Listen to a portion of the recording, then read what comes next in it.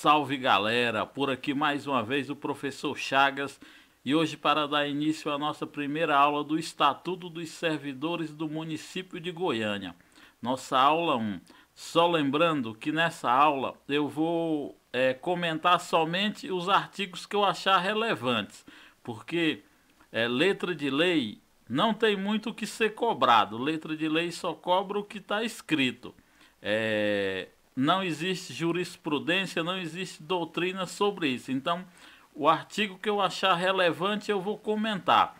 Porque nas outras aulas o pessoal mandaram vários comentários dizendo que não tinha comentário, mas regimento interno é desse jeito mesmo, não tem o que comentar. O texto é autoexplicativo, se ele não explica no determinado momento, mais na frente vai ter um outro artigo que vai explicar aquele artigo anterior.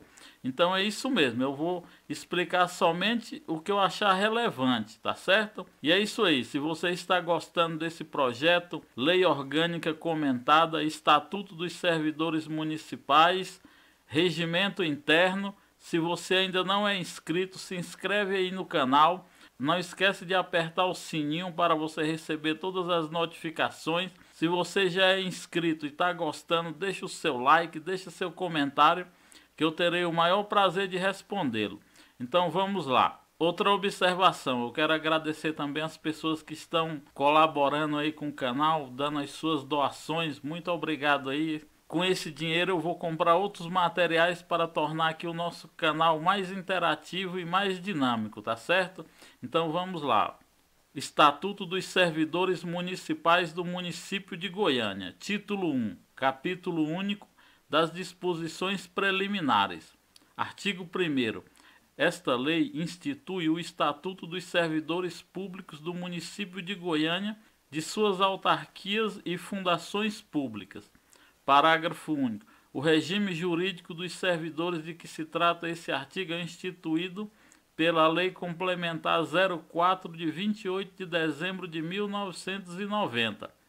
Como nós vimos, essa lei é o Estatuto dos Servidores, das autarquias, das fundações. O regime jurídico é o ato administrativo e a lei que institui as carreiras dos servidores públicos aí do município de Goiânia. O artigo 2º fala assim: para efeito dessa lei, servidor público, presta atenção, isso aqui pode cair uma questão.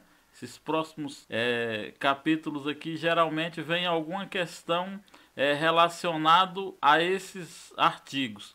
Então o que você vai fazer? Você vai pegar um caderno, vai anotar o que é servidor público, o que é cargo público, para quem os cargos públicos são acessíveis, o que é carreira, como essas carreiras são organizadas. Então você vai fazer ali o seu resumo disso aqui. Para as vésperas da prova você está fazendo a sua revisão. Então vamos lá. Artigo 2º fala assim: para efeito dessa lei, servidor público é a pessoa legalmente investida em cargo público. Lá na frente nós veremos que a pessoa investida em cargo público é aquela que entrou no serviço público através de concurso público, provas e títulos. Lembrando que algumas carreiras necessitam de outras fases, como teste de aptidão física, teste psicotécnico e assim por diante. Mas para isso tem que estar especificado no edital. O artigo 3º fala assim: cargo público, para efeito dessa lei, é o conjunto de atribuições e responsabilidades confiadas a servidor e que tenha como características essenciais a criação por lei, o cargo público ele tem que ser criado por lei, como nós vimos na lei orgânica, com um número certo, a denominação própria e a remuneração pelo município. Também nós já estudamos isso aí, no regimento interno e na lei orgânica. Parágrafo único. Os cargos públicos são acessíveis a todos os brasileiros que preencham os requisitos estabelecidos em lei. Mais na frente nós vamos ver que requisitos são esses. Artigo 4. Os cargos de provimento efetivo da administração pública direta, das autarquias e das fundações serão organizadas em carreiras. Agora o artigo 5º vem e explica o que é carreira. Carreira é o conjunto de cargos de mesma natureza de trabalho organizados em classes e hierarquizados, segundo o grau de complexidade das tarefas e respectivos requisitos. Ó, vocês estão vendo? O texto é autoexplicativo, ele fala num texto, ele é autoexplicativo, ele fala no parágrafo anterior e mais na frente ele vai explicar. Vocês têm que ter essa malícia, tem que ter essa malandragem para poder linkar uma coisa a outra, para ter um total entendimento. O artigo 6º fala assim: é vedado atribuir ao servidor público outras atribuições além das inerentes ao cargo e de que seja titular, salvo para exercício de cargo em comissão, função de confiança ou grupo de trabalho. Cargo em comissão é aquele de chefia, direção e assessoramento. Só lembrando que o cargo em comissão ele é exclusivo para funcionários efetivos. Já o cargo de confiança ele é de livre nomeação e exoneração, ou seja, qualquer pessoa pode ser nomeado para um cargo de confiança. Porém, tem que se atribuir um número mínimo para servidores efetivos. E grupo de trabalho é aquele em que vai formar uma comissão de licitação, uma comissão que vai organizar um concurso público, que vai fazer o levantamento de quantos servidores necessitam para determinado departamento do serviço público. Isso é um grupo de trabalho. Então, se você é nomeado para um grupo de trabalho desse, é justo que a administração pública lhe pague uma gratificação. Porém, se não pagar, artigo 7º, é vedada a prestação de serviços públicos gratuitos, salvos nos casos previstos em lei. Ó, é proibido a prestação de serviços públicos gratuitos. Como nós sabemos, os chefes gostam de botar os servidores para fazerem outras atribuições e outros serviços que não são inerentes ao seu cargo. Então, nesse caso, se você verificar se aquela atribuição que ele está lhe delegando é ilegal, é ilegítimo para o seu cargo, você pode se negar a fazer sem nenhum problema, porque é ilegal. É proibido prestação de serviços públicos gratuitos. Ou seja, seu chefe quer que você faça hora extra e não quer te remunerar por isso, quer que você trabalhe ao sábado, em campanha, essas coisas todas da administração pública e não vai te dar um dia de folga e não vai te remunerar, então você não é obrigado a estar prestando esse tipo de serviço. Título 2. Do provimento, vacância, redistribuição e substituição. Capítulo 1. Do provimento, seção 1, disposições gerais. Como eu falei anteriormente, agora o texto vai explicar os requisitos para investidura em cargo público. O artigo 8º fala assim: são requisitos básicos para ingresso no serviço público do município a nacionalidade brasileira, quer dizer, o brasileiro nato e o brasileiro naturalizado.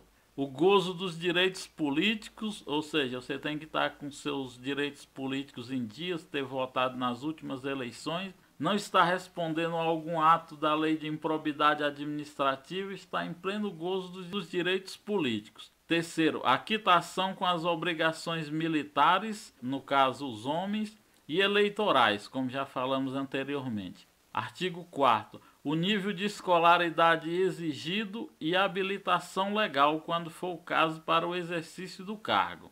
5º. A idade mínima de 18 anos. Professor, eu tenho 17 anos, eu posso fazer concurso público? Claro, você só tem que entregar a documentação depois que correr todos os trâmites do concurso, na hora de tomar posse que você tem que comprovar. Então, um concurso público leva aí mais ou menos um ano para que aconteça. Então, até lá você já completou os 18 anos e pode tomar posse do seu cargo tranquilamente. Então, eu recomendo. Hoje em dia, é melhor você fazer um concurso público do que até mesmo uma faculdade, porque a faculdade não vai te garantir nada. E você prestando o concurso público e sendo aprovado, você vai ter a possibilidade de fazer o curso que você quer, o curso que você sempre sonhou, porque você vai ter dinheiro para pagar. Se você não conseguir aí uma bolsa pública, você vai ter o dinheiro para pagar. 6º, aptidão física e mental. Você vai ser submetido a exames físicos,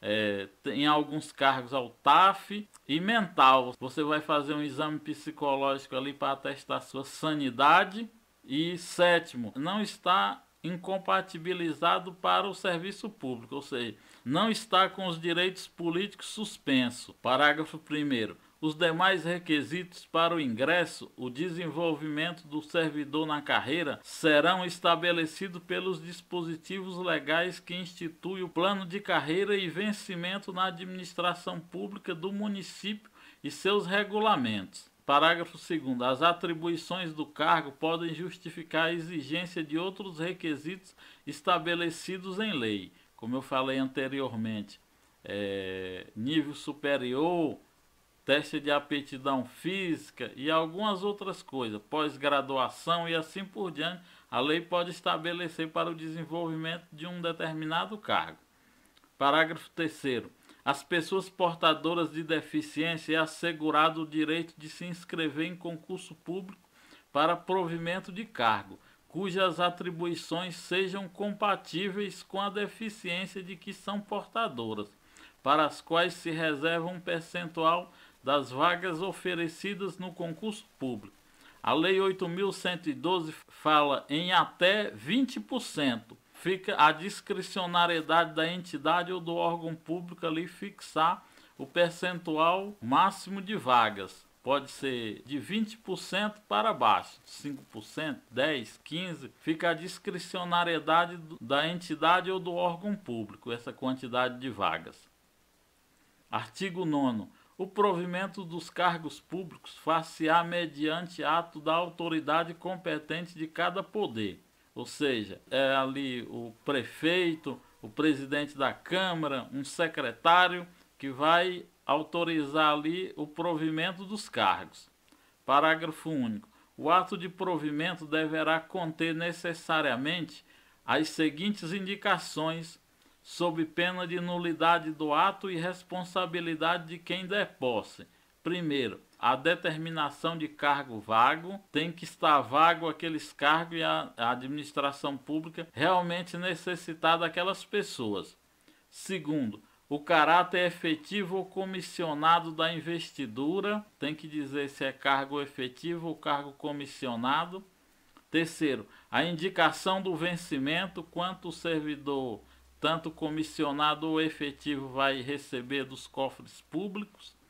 Quarto, a indicação de que o exercício do cargo far-se-á cumulativamente com outro cargo público, quando for o caso. Ou seja, existem uns cargos que são compatíveis de acumulação, que são 2 cargos de médicos, 2 cargos de professores, um cargo de professor e outro científico, ou 2 cargos técnicos com profissões regulamentadas, como nós sabemos, e é isso aí. Esses são os cargos que são acumuláveis. Artigo 10º. A investidura em cargo público ocorrerá com a posse. É na posse que a pessoa de fato vai se tornar um servidor público. Artigo 11º. São formas de provimento de cargo público. Primeiro, a nomeação. Segundo, a ascensão funcional. Esse artigo ele foi revogado, ele foi considerado inconstitucional pela emenda constitucional 19 de 1998, então não existe mais a ascensão funcional, ela foi abolida. Terceiro, a readaptação. Quarto, a reversão. Quinto, o aproveitamento. E sexto, a reintegração. E sétimo, a recondução.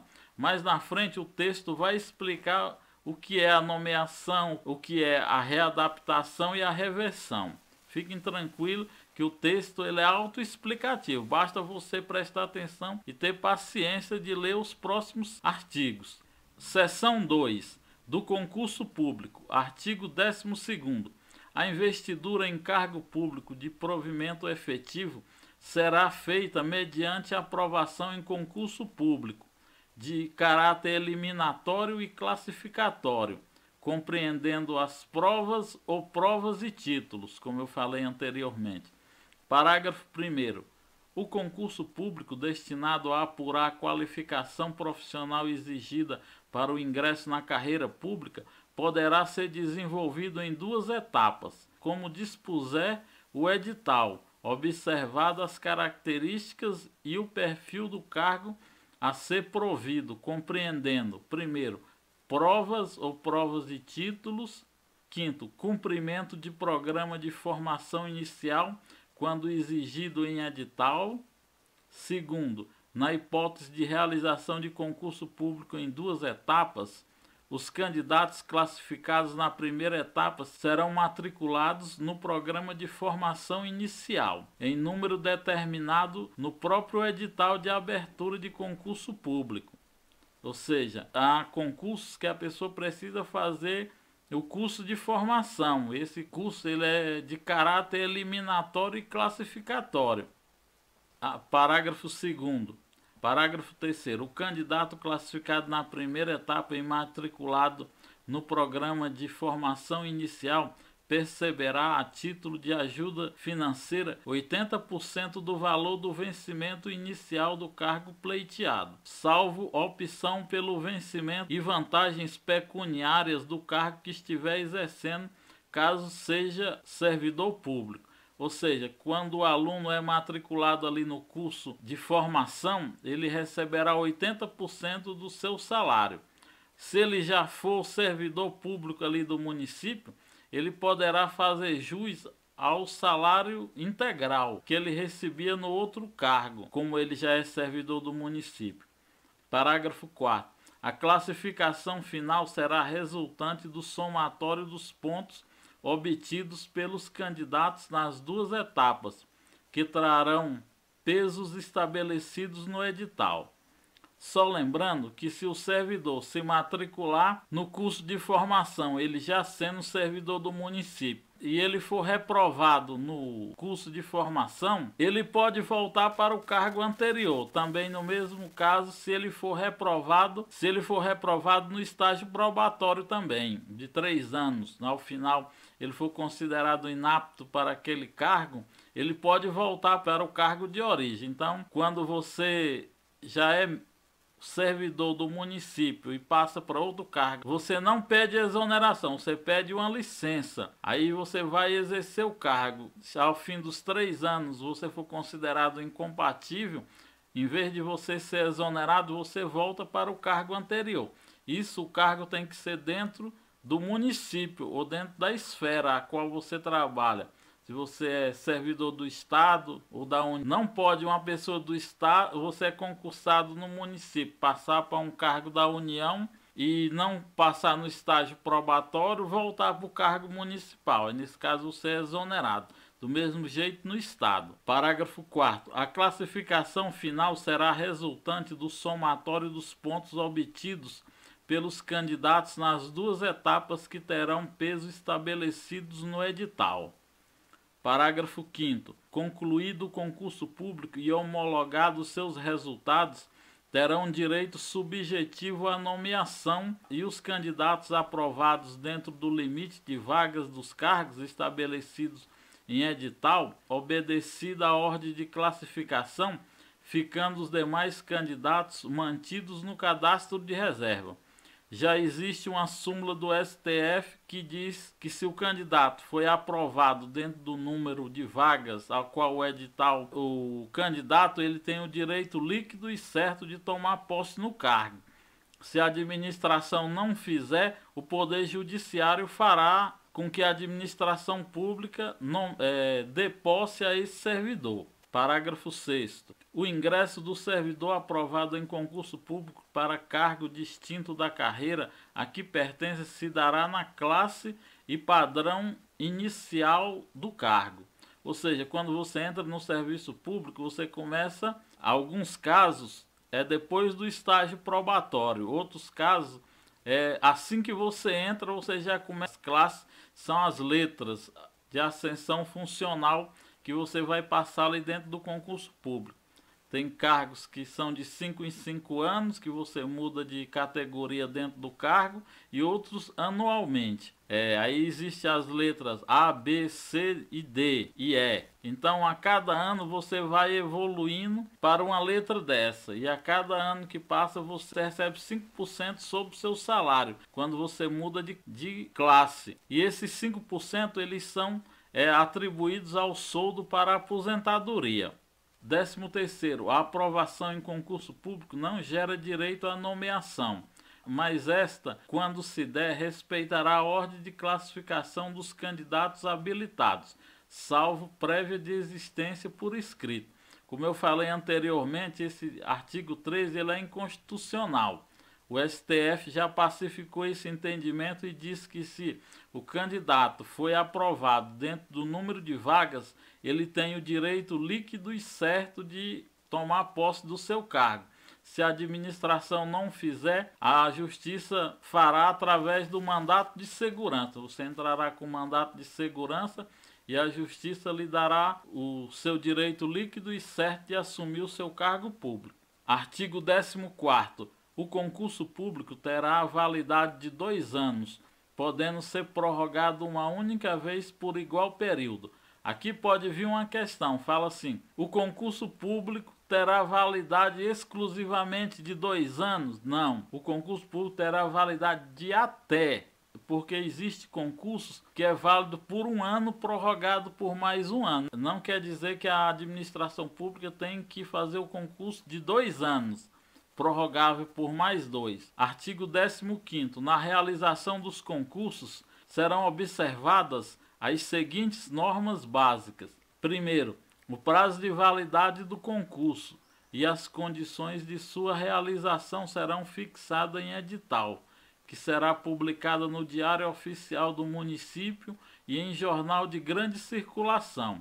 Então você tem que ficar atento aí quando você passou no concurso público, de estar acompanhando aí as mídias, para você saber se houve uma convocação aí e que você está inserido nessa convocação. Segundo, não se abrirá novo concurso enquanto houver candidato aprovado em concurso anterior, com prazo de validade ainda não expirado. Também o STF já pacificou. O STF já disse que, mesmo antes do vencimento do concurso, a administração pública pode fazer outro concurso. Porém, essas pessoas não podem ser chamadas antes das pessoas que estão esperando para ser chamadas do concurso anterior. Terceiro, o edital deverá estabelecer o prazo do concurso e as exigências ou condições que possibilitem a comprovação pelo candidato das qualificações e requisitos constantes nas especificações do cargo. Quarto, os candidatos assegurar-se-ão meios amplos de recursos nas fases de homologação das inscrições, publicações de resultados parciais ou globais, homologação do concurso e a nomeação dos aprovados. Seção 3. Da nomeação. Artigo 16. A nomeação far-se-á: primeiro, em caráter efetivo quando se tratar de cargo isolado de carreira, e segundo, em comissão, para cargo de confiança de livre para cargos de confiança de livre exoneração. Então a nomeação ela pode ser tanto para o servidor efetivo como para o servidor comissionado. Artigo 17. Artigo 17º. A nomeação para o cargo isolado ou de carreira depende de prévia habilitação em concurso público, obedecida a ordem de classificação e o prazo de sua validade. Seção 4. Da posse e do exercício. Artigo 18. A posse é a aceitação expressa das atribuições, deveres e responsabilidades inerentes ao cargo público, com o compromisso de bem servir, formalizada com a assinatura do termo pela autoridade competente e pelo empossado. Parágrafo 1º. A posse ocorrerá no prazo de 30 dias. Prestem atenção, a Lei 8.112, ela traz um prazo. A Lei 840 do Distrito Federal traz outro prazo, mas a lei do município diz que é 30 dias, contados da publicação do ato de provimento e prorrogável por mais 30 dias, a requerimento do interessado, havendo motivo justificado. Parágrafo 2º. Em se tratando de servidor em gozo de licença ou afastado por qualquer outro motivo legal, o prazo será contado a partir do término do impedimento. Ou seja, nesse caso, se a pessoa já é servidor e ele está cumprindo uma licença de saúde ou uma licença prêmio, ele pode expirar essa licença para ele poder tomar posse do cargo. Artigo 3º. A posse poderá dar-se mediante procuração específica. Ou seja, se a pessoa está em outro estado ou está enferma e ela não tem a condição, e ela não está em condição de tomar posse, ela pode fazer uma procuração específica para alguém da sua confiança tomar posse no seu lugar, com a procuração. E quarto, só haverá posse nos cargos de provimento de cargo por nomeação. A ascensão funcional, como nós vimos, foi considerada inconstitucional e abolida. Parágrafo 5º. No ato da posse, o servidor apresentará obrigatoriamente a declaração quanto ao exercício ou não de outro cargo. Ou seja, se você já trabalha em outro cargo, você tem que assinar o termo de que você não exerce outro cargo ou função pública, inclusive emprego em empresa pública ou sociedade de economia mista. Parágrafo 6º. No ato da posse, o servidor nomeado para o cargo comissionado de direção e assessoramento superior apresentará obrigatoriamente a declaração dos bens que constituem o seu patrimônio. Isso para no decorrer do tempo não haver suspeita de enriquecimento ilícito, que não é compatível com o salário do servidor. Parágrafo 7º. Ocorrendo hipótese de acumulação proibida, a posse será suspensa até que, respeitando os prazos fixados no parágrafo 1º deste artigo, se comprove a inexistência daquela. Ou seja, se você já é servidor público, você tem que pedir exoneração do cargo anterior. Isso se o cargo não for compatível com o horário também. E se ficar comprovado que você ocupa outro cargo público, a posse ficará suspensa pelo prazo de 30 dias, prorrogável por mais 30, para você estar aí se legalizando para ocupar esse cargo público. E parágrafo 8º. Será declarado sem efeito o ato de provimento se a posse não ocorrer no prazo previsto desse artigo. Ou seja, se você foi nomeado, porém dentro do prazo estabelecido você não tomar posse do seu cargo, o ato se tornará nulo. Ou seja, não haverá exoneração porque você ainda não tomou posse, mas o ato se tornará nulo e será chamado a pessoa subsequente na aprovação. Artigo 19º. A posse em cargo público dependerá de prévia inspeção pela junta médica. Outro requisito: antes de você tomar posse, você tem que apresentar todos os exames que o edital pediu para que você possa assumir o seu cargo público, para que você já não entre com alguma deficiência e mais tarde venha se aposentar antes do tempo, gerar algum problema e a administração ter que lhe readaptar em outro cargo e assim por diante. Parágrafo único. Só será empossado aquele que for julgado apta física e mentalmente para o exercício do cargo. Artigo 20º. Cumpre a autoridade competente que der posse verificar, sob pena de responsabilidade, se foram satisfeitas as condições legais. 21º. Exercício e efetivo desempenho pelo servidor das atribuições do cargo público. Parágrafo 1º. É de 15 dias o prazo para o servidor entrar em exercício contados.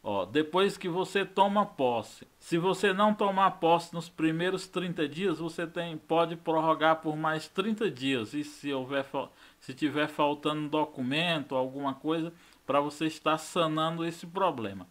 Depois que você toma posse, você tem mais 15 dias para entrar em exercício. Ou seja, para adequar a sua vida, se o local for longe, para você estar alugando ali um imóvel próximo ao seu trabalho e essas coisas assim. Inciso 1º. Da data da publicação oficial do ato, nos casos de reintegração, readaptação, reversão, também nesses casos você tem 15 dias.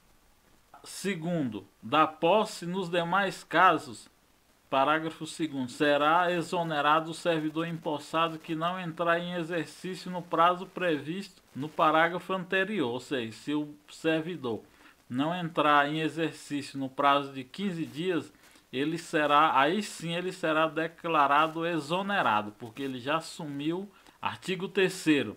A autoridade competente do órgão ou entidade para onde o servidor for designado compete-lhe dar exercício. Então a autoridade ali, o chefe imediato a qual você foi lotado naquela entidade ou naquele órgão, que vai lhe dar o exercício do cargo, ou seja, que vai dizer o que é que você tem que fazer ali, que vai lhe designar um local para você trabalhar, uma equipe e assim por diante. Artigo 4º.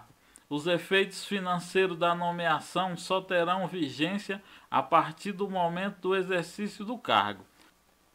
Direito a receber quando ele entrar de fato em exercício. Artigo 22º. O início, a suspensão, a interrupção e o reinício do exercício serão registrados no cadastro funcional do servidor. Parágrafo único. Ao entrar em exercício, o servidor apresentará ao órgão competente os documentos necessários ao assentamento individual. Artigo 23º. O servidor terá exercício no órgão, autarquia ou fundação em que for lotado, como falamos anteriormente.